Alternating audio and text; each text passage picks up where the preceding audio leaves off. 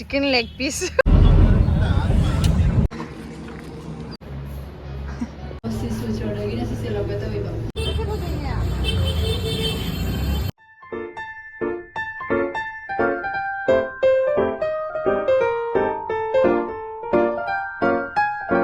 Hello guys, welcome back to my YouTube channel. Ngasi se ko ai ne ekho ji channel silchar ko ba chatoi ne ba ko habde silchar da ano bom phom da chalu ke ba asina ai outfit ne ba ko ngasi skirt se man kurta se li ni akoi hojik thok na ba tawrage me Oi ke ba ka loina thokla ba ne ba ko se yum manu gi oi na as ning sa si di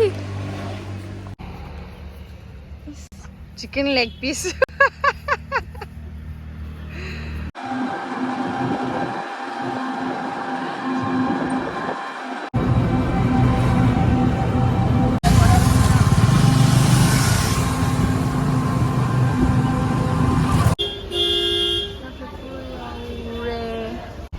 hojik plator da ne ba ko lai se plator de ummi ka khalak tuin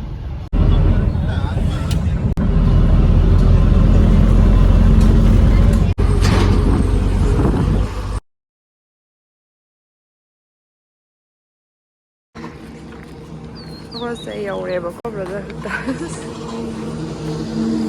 Ay hui ni ne. Kyam ba zai no pham mayam hojik pham da yaure ba ko nga wa na pham ye ba ko se some side da chana ba order tawre ba ko mafam se yamna phaje ai mafam se tap tam tor ulak ke ba ai noi sa se ma pham jam ba zai.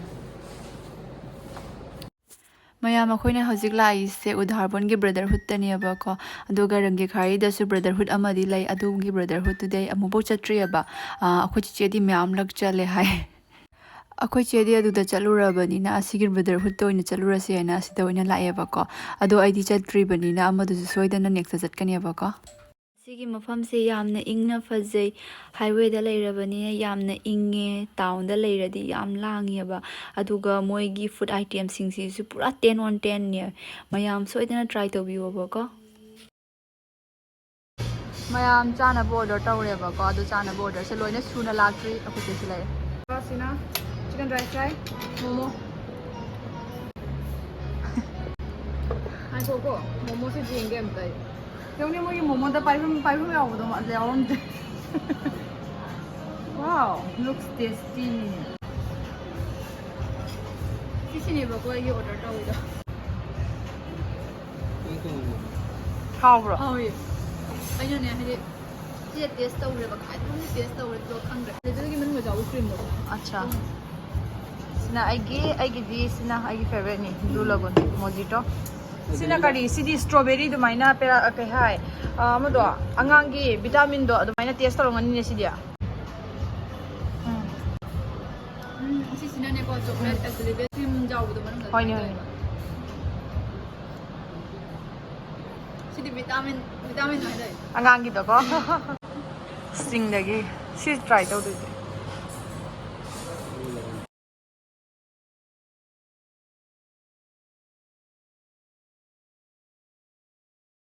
Aigi favorite. the fresh Fresh oil. How bra? sina hawe ba ko home sida Yeah. Same way than that.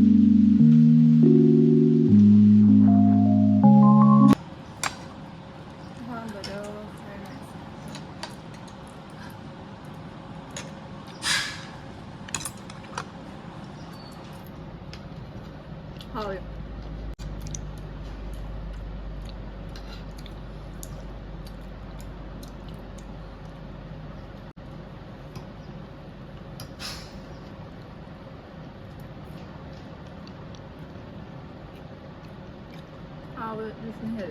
파이러스나. 무엇이 그런 줄 알겠어.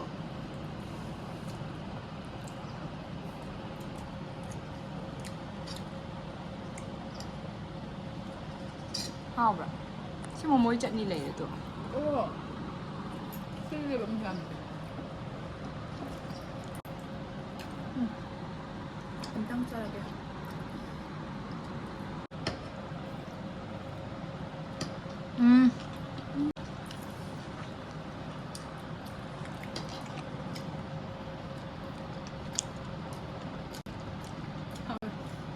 Cái giờ trắng không có.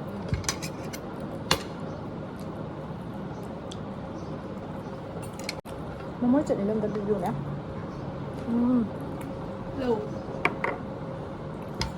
Hào em nè.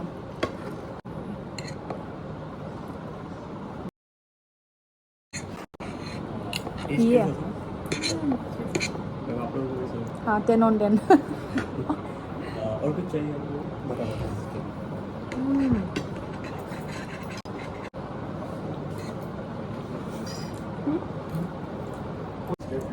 ꯑꯩꯁꯦ ꯁꯤꯠ ꯁꯤꯟꯗꯣꯛꯑꯦꯕꯀꯣ ꯍꯧꯖꯤꯛꯅ ꯐꯖꯅ ꯎꯗꯦꯅ ꯀꯦꯃꯦꯔꯥꯗꯣ ꯑꯗꯣ ꯍꯧꯖꯤꯛ ꯆꯥꯕ ꯍꯧꯔꯒꯦ.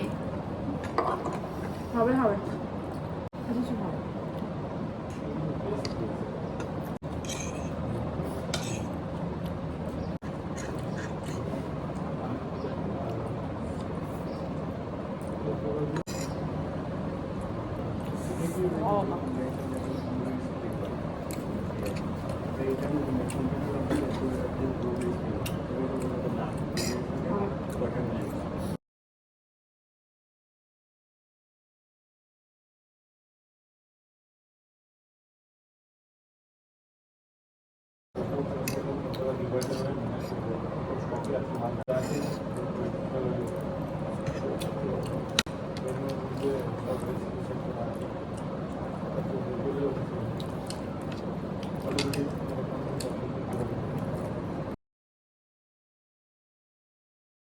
chutney hào 이거?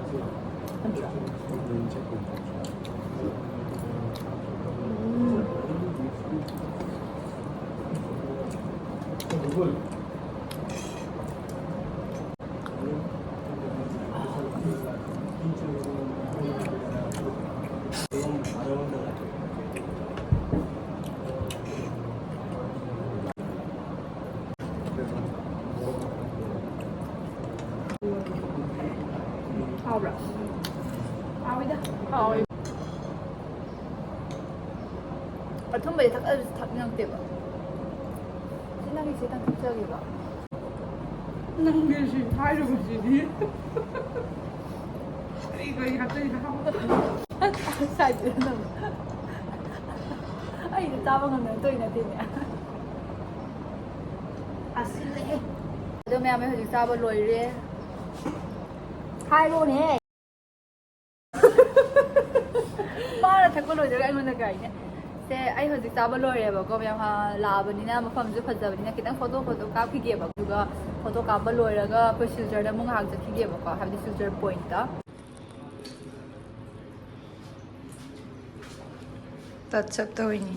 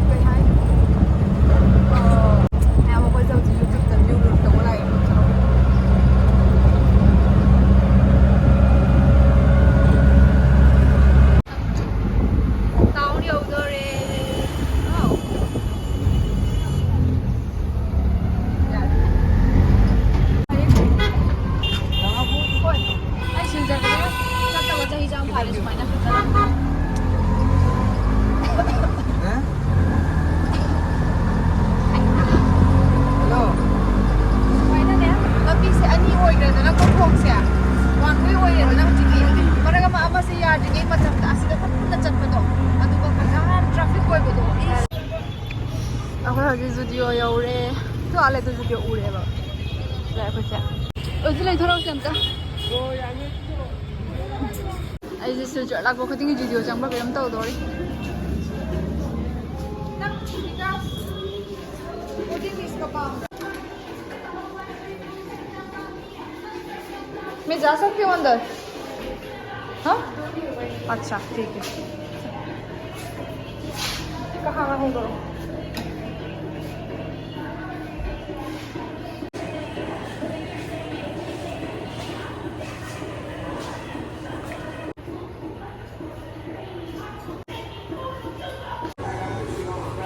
ꯑꯁꯤ ꯂꯧꯒꯦ ꯇꯧꯕ ꯃꯉꯣꯟꯗ ꯁꯥꯏꯖꯁꯦ ꯐꯪꯗꯕꯅꯤꯅꯅꯦ ꯁꯦ ꯔꯤꯌꯦꯜꯗꯗꯤ ꯌꯥꯝ ꯐꯖꯔꯦ ꯋꯥꯎ ꯀ꯭ꯌꯨꯠ ꯑꯣꯏ ꯉꯁꯥꯏꯗꯤ ꯍꯥꯏꯒꯦ ꯇꯧꯏꯅꯦ ꯁꯤꯃ ꯂꯧꯔꯒꯦ ꯑꯁꯤꯒꯤ ꯇꯣꯞꯁꯤꯗꯤ ꯑꯩꯅ ꯒꯨꯋꯥꯍꯥꯇꯤꯒꯤ ꯖꯨꯗꯤꯑꯣꯗꯤ ꯂꯧꯈꯤꯕꯗꯨꯅꯦꯕꯀꯣ ꯃꯌꯥꯝ ꯑꯗꯣ ꯁꯤ ꯁꯨꯆꯔꯗꯒꯤꯅ ꯁꯤꯁꯦ ꯂꯧꯒꯦ ꯇꯧꯏꯕ ꯐꯖꯕ꯭ꯔꯥ ꯑꯩꯉꯣꯟꯗ ꯁꯥꯏꯖꯄꯨꯗꯤ ꯐꯪꯗꯦꯕꯀꯣ ꯑꯗꯣ ꯁꯤ XS ꯅꯦꯕ ꯑꯗꯣ ꯁꯨꯃꯥꯏꯅ ꯇꯧꯔꯦ ꯈꯤꯇꯪ ꯆꯥꯎꯇꯛ ꯑꯗꯨꯃꯥꯏꯅ ꯎꯕꯒꯅꯤ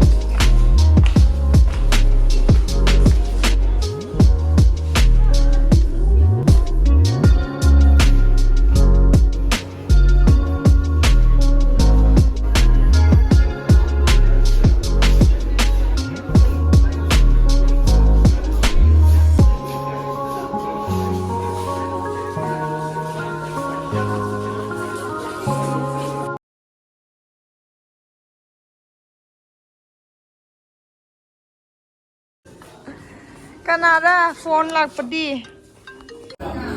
ꯀꯨꯝꯃꯦ ꯑꯩꯈꯣꯏ ꯃꯌꯥꯝ ꯀꯩ ꯍꯥꯏꯅꯕꯣ